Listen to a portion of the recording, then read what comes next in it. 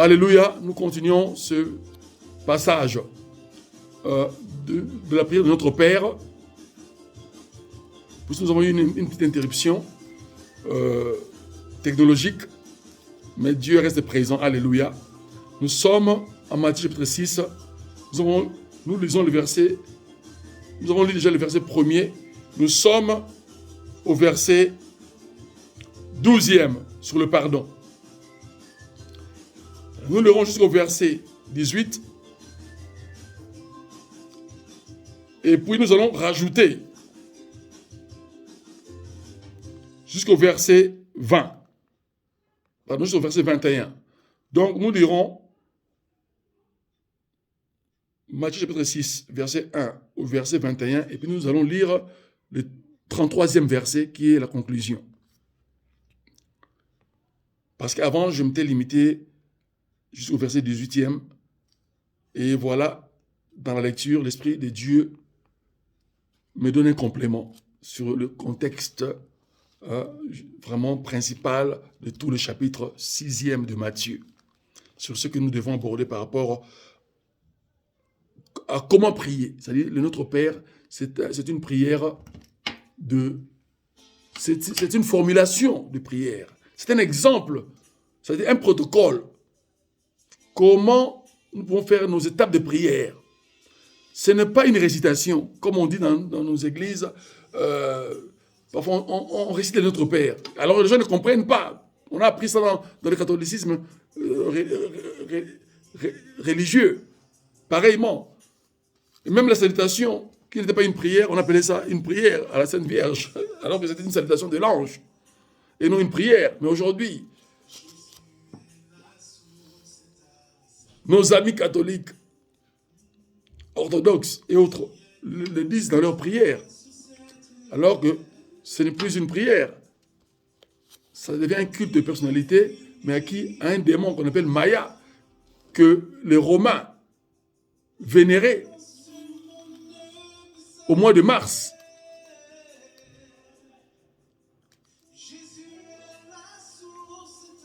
Et que dans le calendrier nouveau grégorien est devenu le mois de mai, là où on exalte la Sainte Vierge Marie, alors qu'elle n'en a pas besoin. Elle a fait sa part et Dieu va le récompenser avec nous ensemble au dernier jour, lors des remises des récompenses, c'est-à-dire après le jugement dernier et l'accession au pouvoir divin, au pouvoir royal, d'occupation des territoires célestes que Dieu nous accordera. Et il y aura le couronnement de tous ceux qui ont eu le mérite sur leur vie terrestre. Alléluia. Donc, je ferme là cette parenthèse. Après la prière du pardon sincère,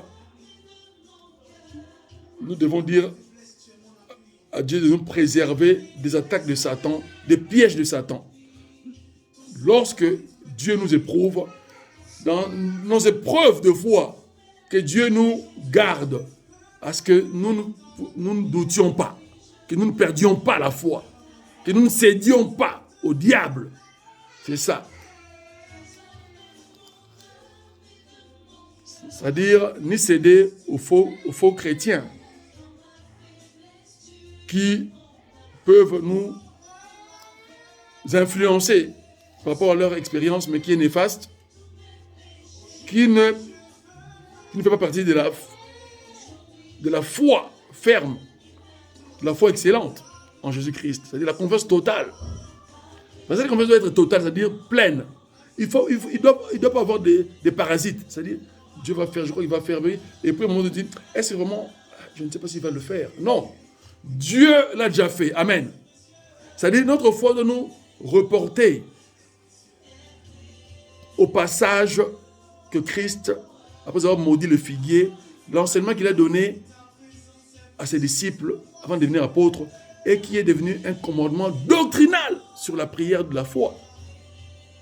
C'est-à-dire, Marc 11, versets 23 à 24, Et le 24e verset, c'est lui qui dénote, qui révèle cette dynamique de la foi. C'est-à-dire l'anticipation avant de voir la concrétisation de la chose demandée à Dieu dans la prière.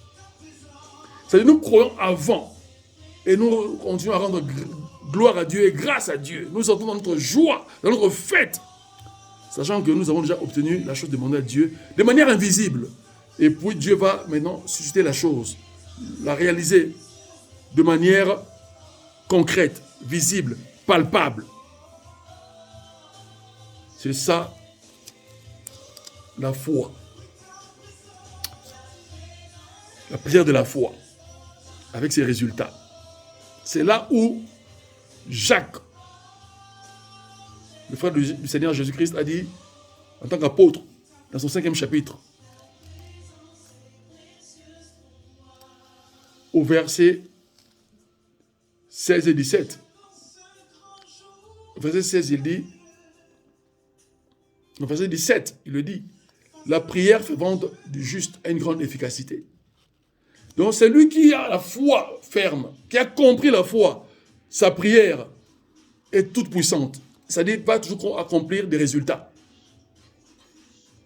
selon ses demandes à Dieu. C'est là où va rentrer le parallélisme de ce que Christ a dit en Jean, chapitre 15. Il a dit, demeurez dans mes paroles et dans mes commandements, et moi je demeurerai en vous. De sorte que tout ce que vous demanderez à mon nom, je le ferai. Et il dit, si vous demandez quelque chose à mon nom, je le ferai. Même si vous demandez quelque chose au Père, il le fera pour vous. Parce que lui-même, il est le Père. Il est le Fils, il est le Saint-Esprit. Alléluia. Alors, la finalité, qui est la conclusion dans ce protocole de prière de notre Père, qui englobe toutes nos prières que nous devons adresser à Dieu chaque jour, c'est encore l'adoration, par action de grâce. L'adoration, pour terminer nos prières. C'est-à-dire, tu as cru, tu sais que tu l'as déjà reçu. Tu rentres dans la joie. Alléluia. Et tu remercies Dieu en proclamant sa toute puissance. Qu'il est celui qui est capable, l'unique et le véritable, de réaliser ce qu'il a promis dans ma vie, dans ta vie. Alléluia. Alors, la conclusion, c'est ça, le verset 13e au couplet B. Car c'est à toi qu'appartiennent dans tous les siècles. Donc l'univers existentiel. Depuis que l'univers existe, et que depuis que tu as créé cet univers, tu es le détenteur de cette puissance suprême. Tu es capable de faire tout ce que tu veux pour ma vie, qu'elle soit meilleure.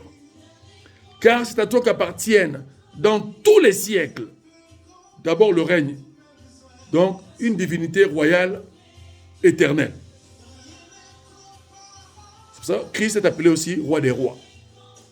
La puissance, c'est-à-dire la toute-puissance, une puissance suprême, éternelle.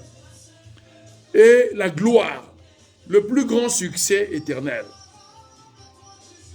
Le plus grand faste de vénération et de mérite de pouvoir dans sa suprématie.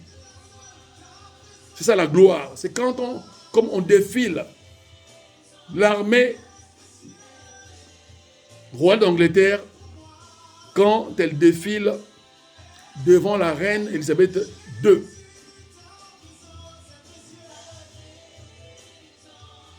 Cette armée-là défile devant elle en lui vouant le mérite de son règne, qui est de 1000 ans, on commence par ses ancêtres, et puis honore son pouvoir impérial sur le Commonwealth, c'est-à-dire l'Angleterre, l'Écosse, l'Irlande du Nord et les 54 pays du Commonwealth. des pays d'Afrique, d'Asie, quelques îles du Canada et le Canada en soi, et puis l'Australie. Donc, c'est un pouvoir impérial, c'est-à-dire d'une grande royauté. Et Christ, il est l'empereur de l'éternité. Vous me direz, comment? Il est roi. Ah oui, je vous dirai qu'il est plus que ce roi-là. Il est l'empereur de l'éternité. C'est-à-dire, il est le roi des rois. En français, roi des rois veut dire empereur. Alléluia. C'est pour ça qu'un empereur a ses rois vassaux. C'est-à-dire, dans sa diplomatie impériale, il établit des gouverneurs comme rois. C'est-à-dire, ils ont des fonctions royales, selon son pouvoir de délégation. Et c'est ce que Dieu nous a accordé, nous ses enfants, un pouvoir divin de délégation sur terre. Et qui va continuer jusqu'à l'éternité. Et c'est encore plus glorieuse à l'éternité, plus glorieux ce pouvoir à l'éternité. Une vie plus glorieuse, un pouvoir plus glorieux. Alléluia. C'est-à-dire où le faste, la fête, la glorification de nos personnes seront de fait. Mais nous serons toujours soumis à Dieu. Dieu sera toujours au-dessus, nous en dessous. Parce qu'il est le suprême. Alléluia.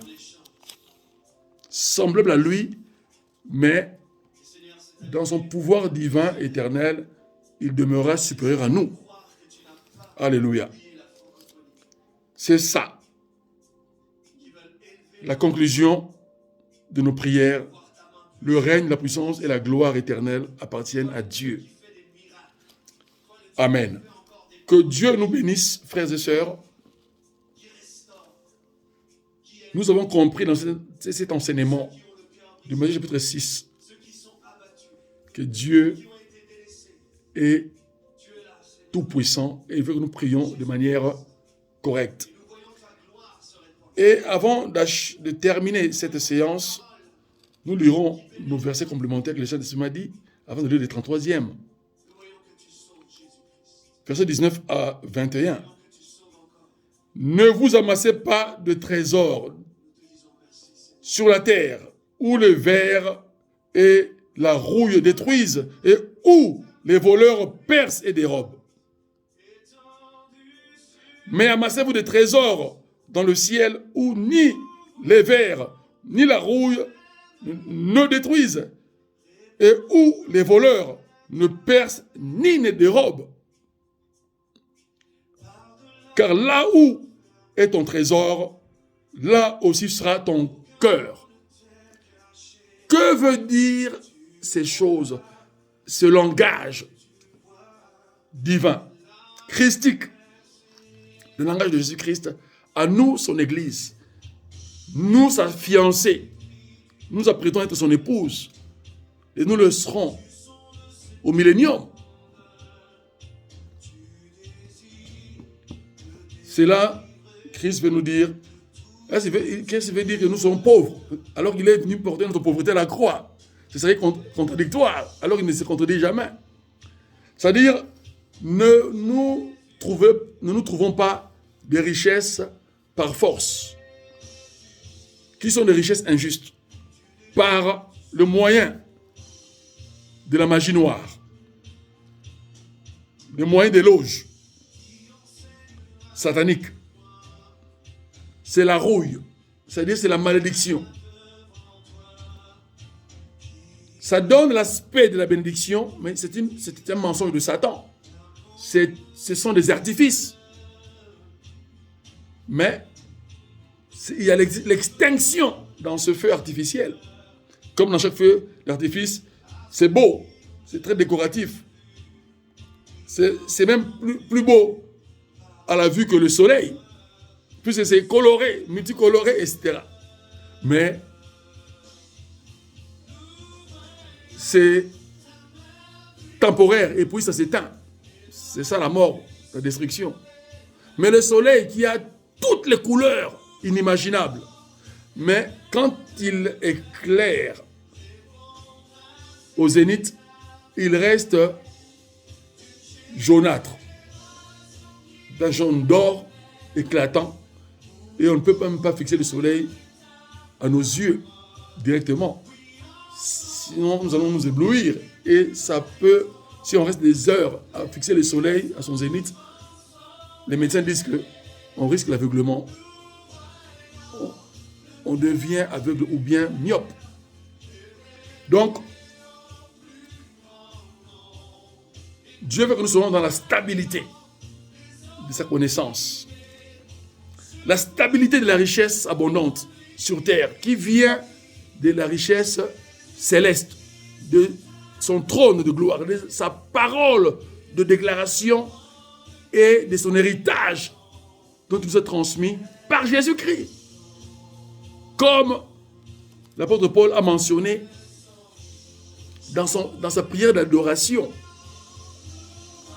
dans le livre des Éphésiens au chapitre 1er, le livre des Éphésiens au chapitre 1er, au verset 3e, l'apôtre Paul a adoré Dieu. Il bénit Dieu qui est béni éternellement, alléluia. Il dit, béni soit le Dieu qui nous a bénis de toutes sortes de bénédictions spirituelles dans le lieu céleste en Jésus-Christ. Alléluia. Parce que Dieu l'a fait. Et l'apôtre Paul exalte cette action divine incontournable, immuable, qu'aucun être ne peut changer. Que ce soit l'agnostique ou l'athée, ou quiconque ait un pouvoir étatique ou monarchique,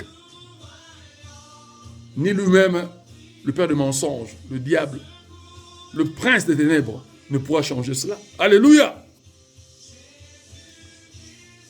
Et Dieu nous confirme les bénéfices de cette richesse par l'obéissance de la foi au verset 33e final que nous allons lire et clôturer notre séance d'enseignement. Verset 33, donc Matthieu 6, 33. Cherchez premièrement son royaume et sa justice. Quel royaume? Le royaume de Dieu et sa justice. C'est-à-dire sa parole de justice.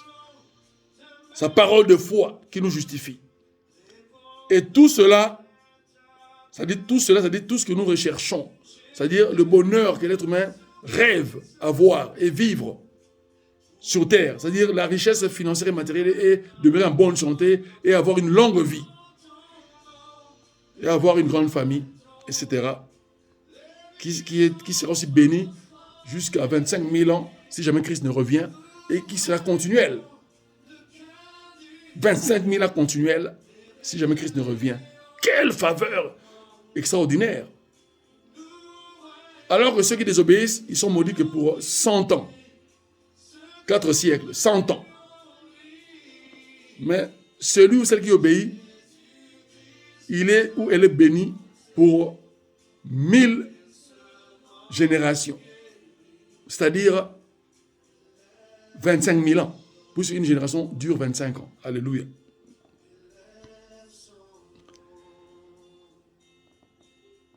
Et tout cela vous sera donné par-dessus. C'est-à-dire l'abondance où Christ a dit aussi en Jean chapitre 9 et 10. Pardon, Jean chapitre 10, versets 9 à 10.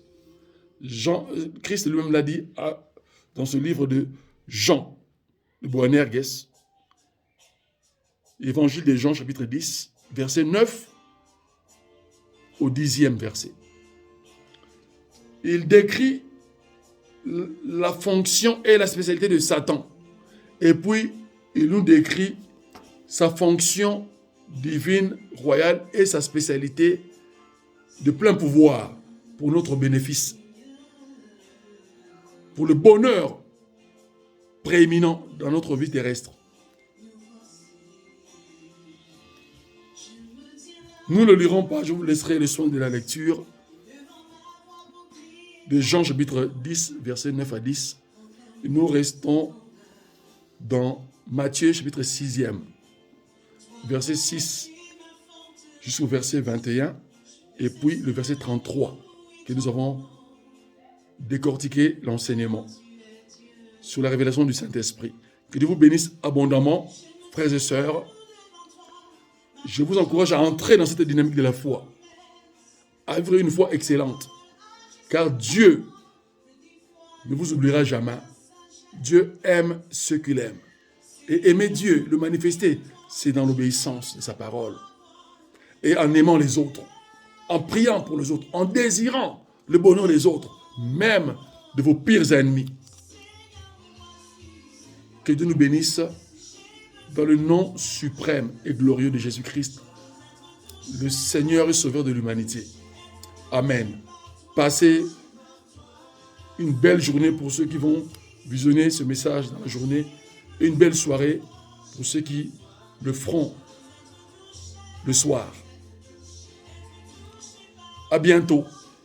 Votre frère, le docteur bienvenu, Nini Mavinga, enseignant évangélique. Merci.